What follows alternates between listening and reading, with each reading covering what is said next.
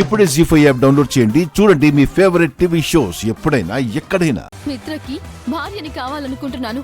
నువ్వు ఆల్రెడీ పెళ్ళయ్యి భార్య పిల్లలు ఉన్నవాణ్ణి కావాలని కోరుకుంటున్నావు. అదంతా కాదు లక్ష్మి. నీకు నేనిచ్చిన గడువు ఈ రాత్రితో తీరిపోతుంది.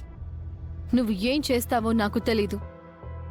మిత్రతో నాకు పెళ్లి జరగాలి, లేదంటే దేవియాని ఆంటీతో నిజం చెప్పేస్తాను. ఆల్రెడీ ఆంటీ చాలా హీట్ మీదుంది. ఈ టైంలో నేను ఆంటీతో నిజం చెప్పానే అనుకో, నీ చెల్లెలు ఇంటి బయటుంటుంది. కోర్స్ నువ్వు కూడా మీ చెల్లెలతో పాటు బయటికి వెళ్ళిపోతావు అనుకో. మనీషా, ఇప్పుడు నీకు రావాల్సింది నా మీద కోపం కాదు లక్ష్మి, ఆలోచన. నాకు మిత్రకి ఎలా పెళ్లి చేయాలి అనే ఆలోచన. ఇప్పుడు డైరెక్ట్ గా మిత్ర దగ్గరికి వెళ్ళి మనీషాని పెళ్లి చేసుకో అని చెప్పలేవు. అలా అనమని నేను నీతో చెప్పలేను. ఎంతైనా నేను సాటి ఆడపిల్లనే కదా. మరొక అమ్మాయిని పెళ్లి చేసుకోమని ఏ భార్య తన భర్తకి చెప్పలేదు కదా. ఆ ఇబ్బంది నేను అర్థం చేసుకోగలను. అందుకే నీకు బంపర్ ఆఫర్ ఇస్తున్నాను. ఎల్లుండే హోలీ. ఆ సంబరాల్లో నేను మిత్రని పెళ్లి చేసుకోవాలి అనుకుంటున్నాను. ఎల్లుండి జరిగే హోలీ ఈవెంట్ కి ఇన్వైట్ చేయటానికి రేపు నా ఫ్రెండ్ సరయు ఇక్కడికి వస్తోంది. నువ్వు చేయాల్సిందేంటంటే ఆ ఈవెంట్లో మిత్ర పార్టిసిపేట్ చేయటానికి ఒప్పించడం. నన్ను మిత్రాని ఆ ఈవెంట్ కి పంపించడం. నువ్వు ఆ పని చేసావనుకో, మిగతా పని నేను చేస్తాను. ఆ ఈవెంట్లో మిత్రతో తాళి కట్టించుకుంటాను. ఏంటి, డీల్ ఓకేనా? యాక్చువల్గా నీకు వేరే ఆప్షన్ కూడా లేదు లక్ష్మి. ఈ ప్రాబ్లం నుంచి నువ్వు బయటపడ్డానికి ప్లాన్ వేసే టైం కూడా లేదు. మీ చెల్లెలి కాపురం నిలబడాలంటే మిత్రతో నా కళ్యాణం జరగాలి. నువ్వు ఎలా చిరంజీవి, లక్ష్మి, సౌభాగ్యవతి, భాగ్యలక్ష్మివి అయ్యావో నేను కూడా చీలా, సౌ, మనీషా నవ్వాలి మిత్రతో. అర్థమైందనుకుంటాను. నువ్వు తప్పు చేస్తున్నావు మనీషా. తప్పట్లేదు లక్ష్మి. నా మీద కోపంతో నా చెల్లెలి జీవితంతో ఆడుకుంటున్నావు. యుద్ధం చెయ్యాలంటే ఆయుధం కావాలి కదా. ఇప్పటి వరకు జరిగిన అన్ని యుద్ధాలలో అధర్మం మీద ధర్మమే గెలిచింది. కానీ ఈ యుద్ధంలో నేను గెలవాలి, నువ్వు ఓడాలి. ఇది మ్యాచ్ ఫిక్సింగ్.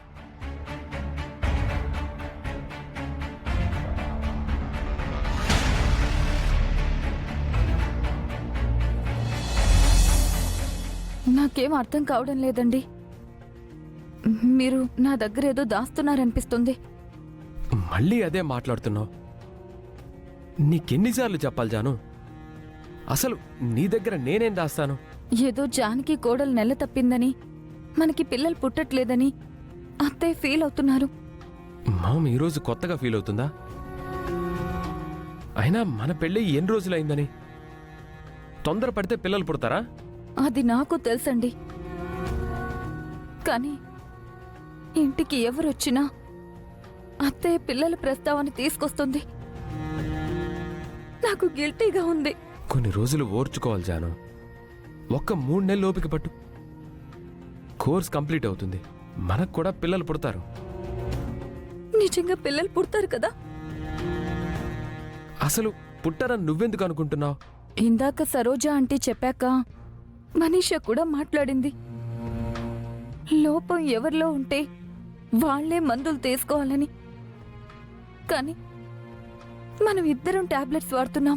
మన ఇద్దరం ట్రీట్మెంట్ తీసుకోవాలని డాక్టర్ ఆల్రెడీ చెప్పారు కదా, అందుకే ఇద్దరం టాబ్లెట్స్ వాడుతున్నాం. అక్కడే నాకు అనుమానంగా ఉంది. లోపం మీలో ఉన్నప్పుడు నేనెందుకు టాబ్లెట్స్ వాడాలి? దయచేసి నిజం చెప్పండి.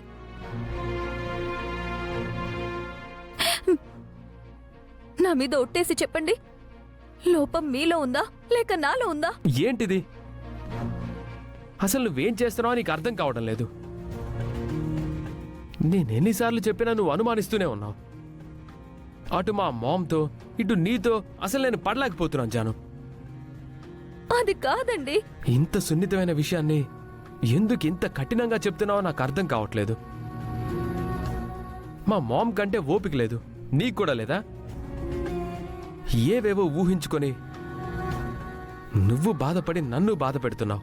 మిమ్మల్ని బాధ పెట్టాలని కాదండి, నాకు భయంగా ఉంది. ధైర్యం కోసం అడుగుతున్నాను. నన్ను నమ్మి వచ్చావు కదా, నన్ను నమ్మే పెళ్లి చేసుకున్నావు కదా, ఇది కూడా నువ్వు నమ్ము. నువ్వింకా నమ్మకపోతే నేనేం చేయలేను. ఇంకా నువ్వు నీ ఇష్టం వచ్చింది చేసుకో.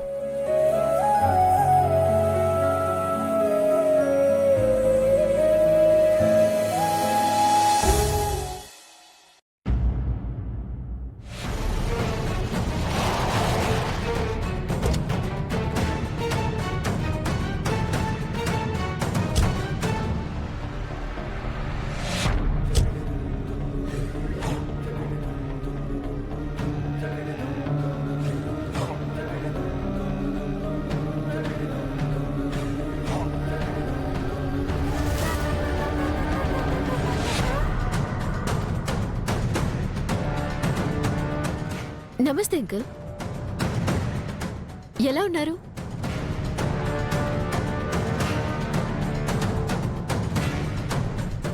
Hi Vivek, how are you? తను ఇక్కడికి ఎందుకు వచ్చింది? హాయ్ ఆంటీ, నమస్తే. ఇదేంటి ఏకంగా ఇంటికే వచ్చేసింది? మనీషా కోసమా? దీన్నిక్కడ లక్ష్మి చూస్తే ఇంకేవైనా ఉందా?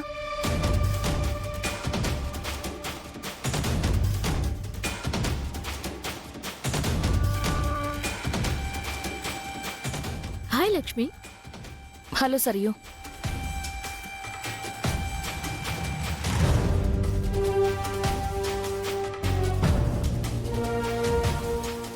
ఏంటి, నన్ను చూడగానే మీ ఇంట్లో వాళ్ళందరూ సైలెంట్ అయిపోయారు. నేను మీ ఇంటికి రాకూడదా? అదేం లేదు, శత్రువైనా సరే మా ఇంటికి అతిథిగా వస్తే గౌరవిస్తాం. కూర్చోండి.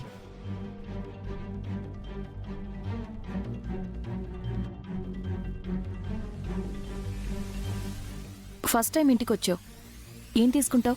Coffee, tea? No thanks. Mitra ఇంట్లో ఉన్నాడా?